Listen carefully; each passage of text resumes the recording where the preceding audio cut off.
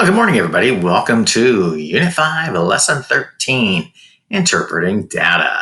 Interpreting the data that we have collected and to use it in solving some problems. So today, what we're going to do is we're going to begin the lesson by looking at cake preferences and a cake preference survey. It'll allow you to specify both a cake and an icing flavor. You're going to discuss how knowing the relationship between cake and icing preference helps you better decide which combination is recommended. Then we are going to be introduced to cross-tabulation. Oh, cross-tabulation. What is cross-tabulation? That's our new word for the week, cross-tabulation, which allows them to graph relationships to different preferences. You're going to use this technique to find relationships in preference survey, then brainstorm the different types of problems that this process can help solve. So in our overview, remember, cross-tabulation. Remember that word, cross-tabulation. Students begin this lesson by looking at a cake preference survey where respondents both are specified, both a cake and an icing flavor. They discuss how knowing the relationship between cake and icing preference helps them better decide which combination to recommend to other people. You're going to then be introduced to cross-tabulation. There it is, cross-tabulation, which allows you to graph relationships to different preferences. You'll use this technique to find relationships in a preference survey, then brainstorm the different types of problems that this process helps solve. Okay, so first we're going to touch on our cake survey. Okay, for this survey, people got to choose a cake flavor and an icing flavor. All right, they interviewed 8 people. And of the 8 people, number 1 took chocolate cake with chocolate icing, 2 red velvet cake with cream cheese icing, 3 chocolate cake with chocolate icing, 4 carrot cake with cream cheese icing. That's the best. I mean, there's no comparison. Yeah, chocolate cake, chocolate icing is good, but carrot cake and cream cheese frosting are the best. Okay, 5, carrot cake, vanilla icing. Who puts vanilla icing on carrot cake? I don't know. That doesn't make any sense to me. 6, chocolate cake, chocolate icing. There's a good one. 7, chocolate cake, cream cheese icing. That's not bad. And last one, carrot cake with cream cheese icing. If these people had to agree on one cake and icing combination for a party, what would it be? Well, if you look at the cross tabulations of all of them and you take kind of a look and count them up, you'll find that I believe it's chocolate cake has the most votes. 1, 2, 3, 4. Yeah, where carrot cake had 3, I believe.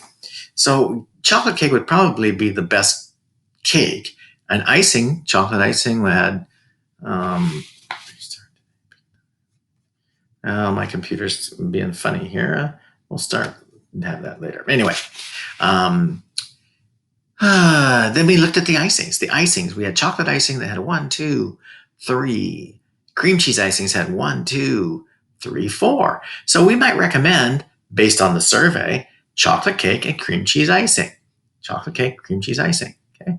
What if you were able to order 2 cakes with 2 icings? Chocolate cake, chocolate icing, cream cheese with cream cheese icing. I mean, carrot cake with cream cheese icing. That would be the 2 that we would offer. So that's based on the survey we're looking at. It's based on the information that we got, the data that we received from the survey that we took from 8 people. All right. So now we're going to go into what we will be doing, and that is interpreting data. All right, you are on your big project. You'll be doing the same thing here as this survey shows. This is a resource survey, and this is what you're going to be doing when you do your final project. Now, in our resource survey, we'll call this a preference survey, 25 people took a survey about their preferences, and their results are included in the chart below. You can use the results of the survey to find relationships between the respondents' preferences. All right, so in your survey, you pick 3 items. This particular survey dealt with a favorite pet, a favorite activity, and a favorite sport. Okay, and they use those 3 points of interest to ask the 25 people, and they did survey 25 people. What was their preference on all 3? Now, remember, the best thing to do is to limit your survey or limit your answers to maybe 3 or 4. In this particular case, they limited it to 4 answers for each column. For instance, for the favorite pet, they were given the choice of either a cat, a dog, a snake, or a bird. Okay, if you let it go and you let them pick a horse or a rabbit, your survey would be very way out there. The information would be too much, and what you're trying to do is trying to gather information to have them draw a conclusion based on just a couple pieces. And this is what we're trying to do. So in the favorite pet column, they were limited to just 4 items: the cat, the dog, the snake, and the bird. In the favorite activity column, they were limited to art, video games, music, and camping. Okay, and in the favorite sport column, they were limited to soccer, basketball, volleyball, and swimming. So make sure that you do, when you put your survey together, limit it to four choices. That way it gives the people a chance to kind of pick from the four, and it gives you a better chance to handle your survey with a little bit better results. Okay. So in doing that, we have done a survey on 25 people. By the way, make sure that you do ask your instructor for the activity guide as well as the reference guide. This is considered the reference guide. So this is a reference guide based on a survey. Okay. Here's what the activity guide looks like. It's interpreting data. So what we're going to do is we're going to interpret the survey that we just did. Now, to do that, we need to interpret the data based on the survey, the results from our 25 people. So finding relationships. Okay. In order to find relationships between the preferences, you'll do a cross tabulation. There it is, cross tabulation of the data. That means that you don't just count how many people liked each thing, i.e. dog, but how many people like two things together, dogs and camping. This will help you see how different answers relate to each other. Okay. So for instance, based on our survey, we are going to do cross tabulation. Our first cross tabulation is going to deal with favorite pet, favorite activity. So the first two. Our next cross tabulation is going to deal with favorite pet, favorite sport. The first and third. And then the last cross tabulation, guess what that would be? Favorite activity, favorite sport. So you're going to have 3 cross tabulations using your captions up here. All right, let's go back to our interpretation. Okay, so this is what it looks like. Camping, or first of all, pets and activities. We took pets and activities. Then we took pets and sports. And then we took activities and sports. Okay, now we're going to cross tabulate them. So when we look at pets and activities, we look at, here's dog, cat, bird, and snake. So there's our pets. Here's our activities up and down.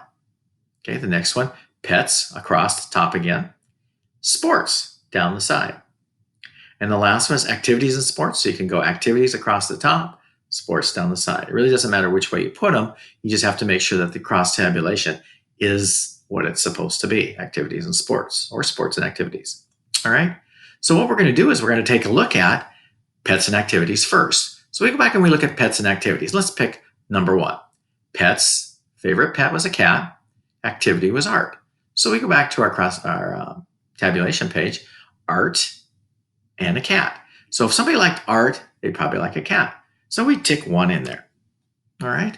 Then they go back to the next one.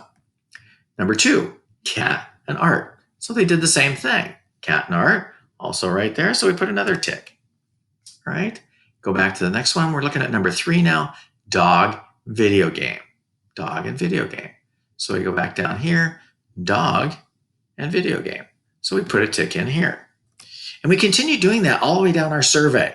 And even when you go back down here, let's say we go favorite activity, favorite sport. Let's go to number 8. Favorite activity, favorite sport was music and volleyball. So we're going favorite activity, favorite sport. So you scroll down here, favorite activity, favorite sport, volleyball, and music. So we go over here and we put a tick in there. This is how we tabulate our information from our survey. This is called interpreting our data. Okay. So then by the time we get done, it should look somewhat like this. All right. This is what it should look like. Your cross tabulations are all done. You've got all these little ticks in the box. And now you're ready to go and answer the questions. Okay. If someone likes cats, I already put the answers in here for you, so you can take a look at them.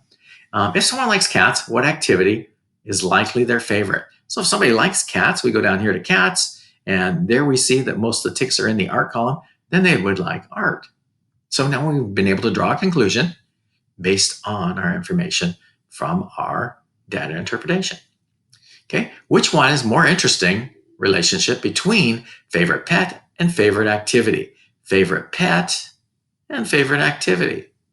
Okay, I would say people like dogs, they like music more than other people. People like dogs down here, they like music more than other people. And so you can draw conclusions based on anything that you see in your tabulation. It doesn't really matter what you say. You can also say, if people like snakes, they definitely don't like art because there's nobody here. So those are all conclusions you can draw based on the data that you've done. So that is pretty much how we would handle our cross tabulation and at interpreting our data. Okay, you go down here to pets and sports, you do the same thing. What are two interesting relationships between favorite pet and favorite sport? Favorite pet would be the dog. Favorite sport would be swimming. Okay, people who like dogs like swimming more. People who like snakes like volleyball. So if we go down here to snakes, there's two tabs there. They like volleyball. So that's how we draw conclusions based on the data that we put together. And that is called data interpretation. All right, data interpretation or interpreting data. All right. So if we go back to our activity guide, finish this out and go ahead and answer the questions on your own. All right, I kind of gave you a brief look at the answers, but go ahead and do them on your own and see how you come out with interpreting data. And that concludes lesson 13 in unit 5. I will see you in lesson 14 very soon. Thank you. Have a great day.